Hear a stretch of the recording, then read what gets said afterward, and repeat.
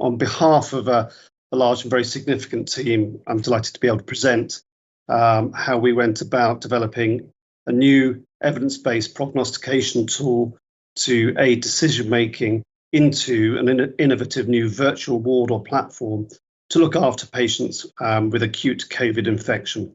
The aim of this project was to deliver an evidence-based, integrated virtual hospital supported and driven by a new prognostication tool in order that we put the right patients in the right place in their care pathway with this novel disease entity, acute COVID. Secondary goal was to protect our hospital from being overwhelmed. And being as it is a very challenged estate and one of the oldest hospitals in the country with a low acute bed to population ratio.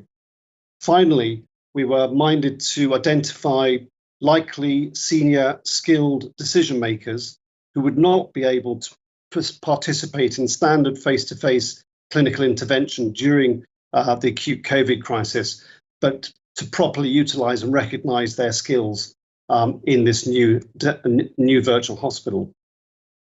The improvement principles and the goals of the project were first and foremost to drive down as far as possible mortality rates with patients with COVID.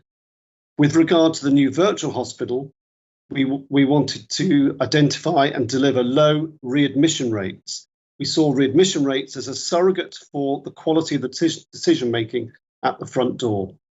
Finally, we were interested and very focused on patient satisfaction in this new process.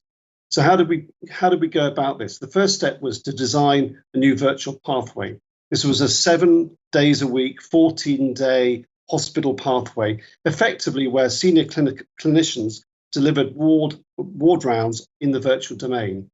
Initially, this was supported by pulse oximetry, but as in later iterations of the cycle of adaptation, we folded in a new web-based monitoring program provided by Humour called Medopad. This enabled patients to interact with clinicians, provide and upload physiologic data and symptom profiling, and offline for clinicians and patients to interact together.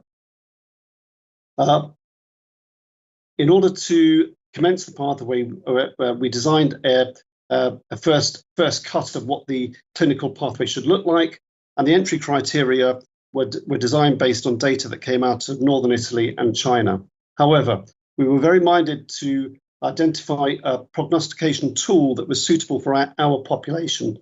And during the first wave, with a very large team of junior doctors, we organised and accrued data on all our acute COVID patients. And that led to the publication in thorax of this year of the SOARS scoring system. And this to date is still the first front door scoring system designed for decision making in the emergency department, which is not reliant on any sophisticated investigation or test result. And so we ran the pathway with this new scoring system from the end of wave 1 and through wave 2. Our key learning was that this was a safe and effective method to manage patients in the acute setting, and we're in an advanced setting to develop and deliver new COPD and heart failure virtual hospitals, which are integrated with community teams and stakeholders in our locality.